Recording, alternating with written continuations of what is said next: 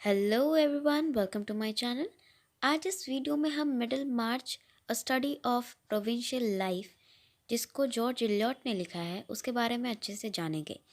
तो चैनल को सब्सक्राइब करना ना भूलें और चलिए शुरू करते हैं। इस नावल में 4 लोगों की लाइफ के बारे में डिस्कस किया गया है। तो सबसे पहले हम डिस्कस करेंगे डोरेटिया नाम की लड़की के बारे में, जो करीबन 19 साल की रहती है, बहुत ही यंग रहती है और नावल के अकॉर्डिंग वो काफ़ी सुंदर और सेंसिबल रहती है। डोरेटिया अपने अंकल मिस्टर ब्रूक और अपनी सिस्टर सीलिया के साथ रहती थी। इस पूरे नावल का प्लॉट मिडिल मार्च में ही सेट किया गया है। तो चलिए जानते हैं आगे क्या होता है। डोरेटिया फार्मर्स के लिए कुछ करना चाहती थी। मिडिल मार्च के फार्मर्स के लिए वो उनके लिए कॉटेज बनाना चाहती थी। इसी तरीके से वो इसी सोच विचार को लेते हुए अपनी लाइफ को आगे बढ़ाती है, कुछ कुछ काम करती रहती है। और एक दिन सर जेम्स नामक एक व्यक्ति उनके घर पे आते हैं। सर जेम्स जब डोरेटिया को देखते हैं तो कहीं ना कहीं उसके प्रति वो अट्रैक्ट हो जाते हैं और वो चाहते हैं डोरेटिया से शादी करने के लिए। उसी के साथ खाने पर उनका एक फ्रेंड रहता है जिसका नाम रहता है कैसोबॉन। वो नामक व्यक्ति उनके साथ ही आते हैं। तो क्या होता है, डोरेटिया को पता चलता है कि कैसोबॉन जो है वो एक रिसर्च कर रहे हैं ऑन की ऑफ ऑल मेथोडोलॉजी। तो यहाँ पे क्या होता है, डोरेटिया का इंटरेस्ट कैसोबॉन की तरफ चला जाता है। ओके, वो सोची अगर मेरी शादी कैसोबॉन के साथ हो जाएगी तो वो उसको उसके रिसर्च में भी हेल्प कर सकेगी और उसका जो सपना है फार्मर्स के लिए कुछ करने का, वो भी उसको वो पूरा कर सकती है साथ ही साथ। हालांकि मैं आपको बता दूं कि कैसोबॉन की जो एज थी वो 45 ईयर्स ओल्ड थी। उसके बावजूद डोरेथिया उसी से शादी करना चाहती थी। तो कुछ टाइम बाद उनकी शादी हो जाती है और सर जेम्स को बहुत ही आश्चर्य होता है ये जानकर कि डोरेथिया कैसोबॉन से शादी करना चाहती है। बाकी लोगों के लिए भी ये शॉकिंग रहता है, लेकिन स्टिल उनकी शादी हो जाती है।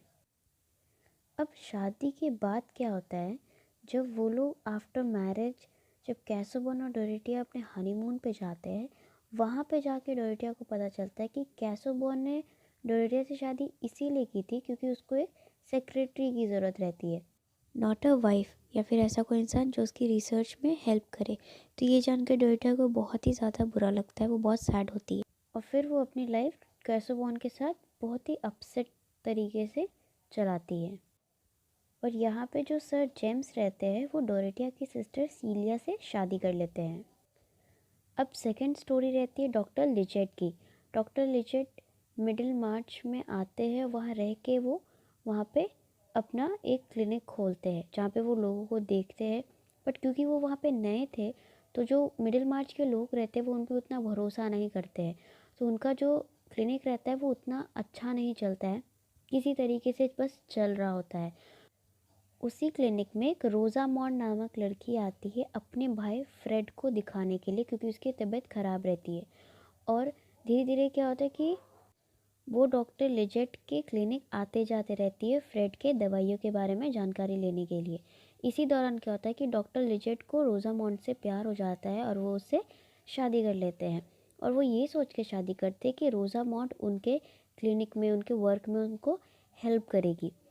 लेकिन शादी के बाद डॉक्टर लिजेट को पता चलता है कि रोज़ा बॉन्ड बहुत ही सेल्फिश रहती है और वो अपने स्टेटस और वेल्थ के लिए सिर्फ उनसे शादी की थी।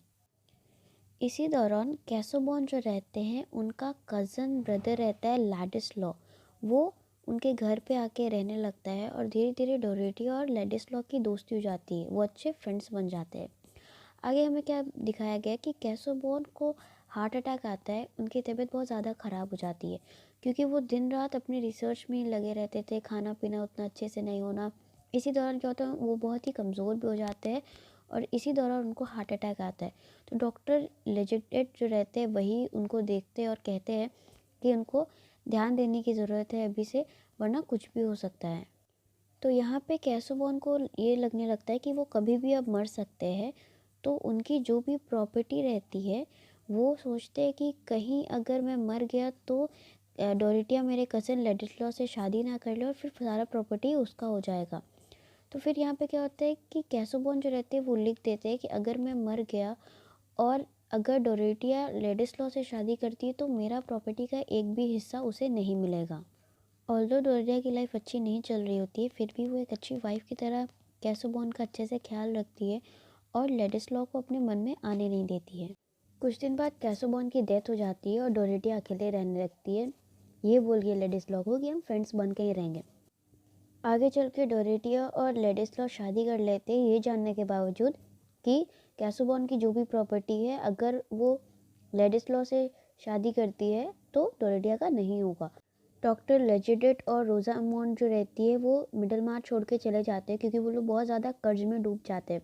कर्ज में डूबने का कारण ये रहता है कि रोजामोंड के ख्वाहिशें बहुत रहती है, उसके नीड्स वांट्स बहुत ज़्यादा रहते हैं, जिसको पूरा करते करते करते लिजेट कर्ज में डूब जाते हैं। बाहर जाने के बाद उनकी ज़िंदगी किसी तरीके से चलती है। At the age of 50 mister लेजिगेट मर जाते हैं और अपनी वाइफ को फ्री कर जाते हैं कि वो किसी से भी शादी कर सकती है जो उसके शौक को पूरा कर सके। अब तीसरी स्टोरी रहती है फ्रेड की, जो रोजामोंड का ब्रदर रहता है। फ्रेड मैरी नाम की लड़की से प्यार करता होता है। फ्रेड अपनी यूनिवर्सिटी एग्ज़ाम में फेल हो जाता है और उसके एक अंकल रहते हैं मिस्टर फेदरस्टोन। वही एक ऐसे इंसान रहते हैं जो फ्रेड को कुछ पैसे देते रहते हैं हमेशा, फ्रेड उनसे हेल्प लेते रहता है। और मिस्टर फेदरस्टोन को सोसाइटी में कोई भी नहीं पसंद करता था, जबकि वो बहुत बड़े आदमी रहते हैं।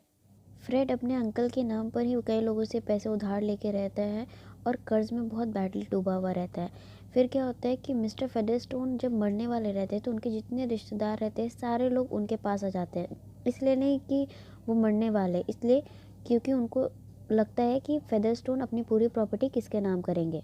फ्रेड को लगता है कि उसके अंकल पूरी प्रॉपर्टी उसके नाम करेंगे, लेकिन आखिरी में होता है क्या है कि फेदरस्टोन का एक नाजायज़ सन रहता है जिसका नाम रहता है जोशुआ रिक फेदरस्टोन। तो पूरी प्रॉपर्टी वो जाते जाते उसके नाम कर जाता है। अब फ्रेड कहीं का नहीं रहता है क्योंकि उसके पास अब पैसे भी नहीं होते और कुछ भी नहीं होता है। तो वो सोचता है कि वापस से वो एक बार यूनिवर्सिटी एग्ज़ाम देगा और वो ट्राई करता है एग्ज़ाम देने का, तो वो उसमें पास हो जाता है और उसे डिग्री भी मिल जाती है। अब क्या होता है कि फ्रेड सोचता है कि वो चर्च में जाके फादरी बनेगा, लेकिन वो करने से पहले वो मैरी के पास जाता है और वो उसको बताता है कि मैं फादरी बनना चाहता हूँ। तो मैरी कहती है कि अगर तुम फादरी बनोगे तो मैं तुमसे शादी नहीं करूँगी। तो वो फादरी नहीं बनता और उसे आगे चल के एक अप्रेंटिस की जॉब मिल जाती है। फोर्थ स्टोरी रहती है बलस्टोड की। बलस्टोड मिडिल मार्च में एक बहुत ही वेल्दी बैंकर रहता है और वो अपना घर छोड़ के, अपना घर फ्रेड को देकर मिडिल मार्च छोड़ के चला जाता है। उससे पहले बलस्टोड ही रहते हैं जो डॉक्टर लिजिट को उनका क्लिनिक जो हॉस्पिटल की तरह रहता है वो खोलने में हेल्प करते हैं फाइनेंशियली। उनकी ये भी सोच थी कि वो एक मेडिकल इंस्टीट्यूशन भी खोले मिडिल मार्च में।